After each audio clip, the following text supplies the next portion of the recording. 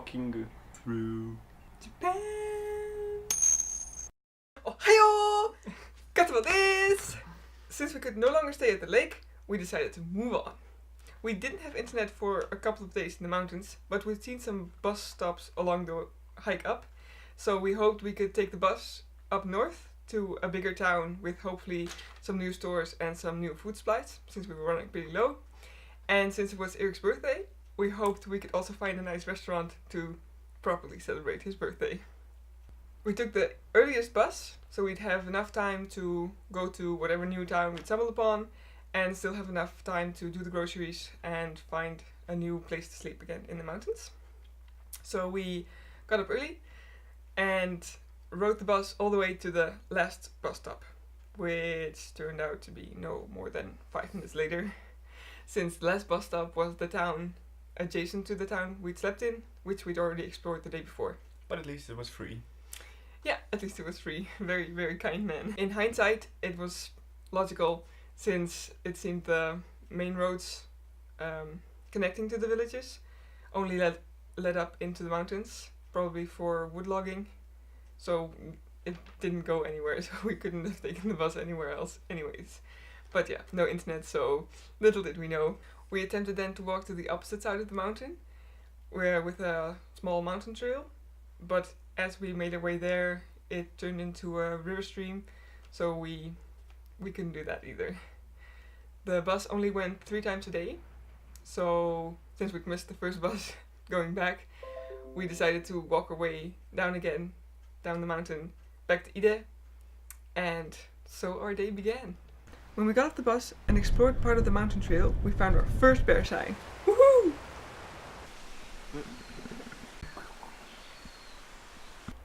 From then, it was a fast hike down the mountain, during which we saw our first saru, or Japanese macaque, and picked some tea from an abandoned tea field. Upon returning to Ide, we took the train and made our way to Hatakajima, and finally had ourselves a birthday meal. Rice, ramen, spicy ramen, gyoza. After waking up from a noisy and somewhat paranoid night, we made our way to the supermarket. Cheep cheep. After charging some of our stuff and working on the YouTube videos for a while, we started to make our grand way to Ina. We walked our way through tunnels and alongside rivers and found a perfect place for the 3 of us, a little bit above the riverbank.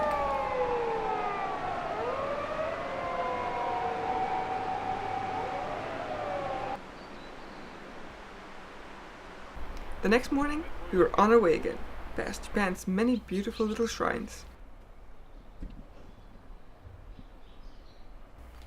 Along the way, we met with a ramen roadside restaurant, where we had some pretty darn good ramen for breakfast, which fueled us for the rest of the day. This day, we hiked past some rural elements of Japan, gold fishes in large stone basins, bridges over the river, small shrines, bridges in progress, and fruit trees. The first plums. And a scattering of mushroom logs, just off the road amidst the forest. The next morning, we came upon a soba restaurant. We were there at 10:30 in the morning, half an hour before the actual opening time. But when they saw us, the 2 sweet ladies running the shop decided to open early for us. They explained how to eat cold soba, and we loved it.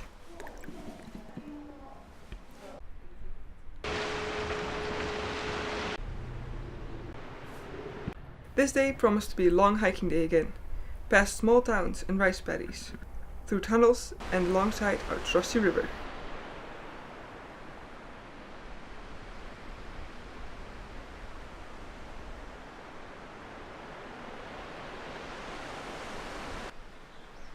Erik is not too comfortable with heights, so Jeroen and I would play running up and down the spidery flexible bridges when we came near them.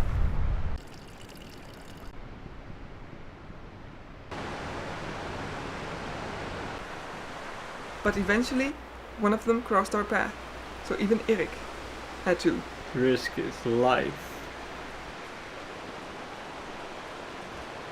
The next day, we went to a Japanese onsen with a cabin for the night.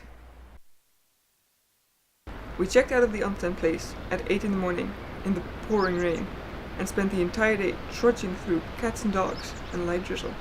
Konbanwa. Okay, so we're back at Hachikachima, the place we stayed a few days ago. We tried to get to Ina through the mountains, but well, first it was too long, so we wanted to go to Kofu instead. But there was a huge blockage. Yeah, it said we couldn't continue in the mountain path, so we tried to go to Ina after all. But after a day of hiking, again, our tunnel was closed with a huge gate, so we had no choice but to go back. Since we already done the entire trail, we decided to just take the bus. So here we are, back to Hachikachima at this moment. Yep. To follow our adventure, please subscribe. For more details and photos, please follow us on Google+. Want to help us? Please support us on Patreon.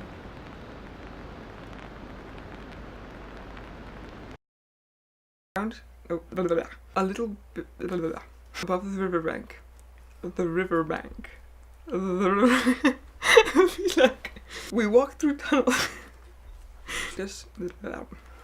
So even Erik had to risk his life. Moet je eens spreken? Hoi?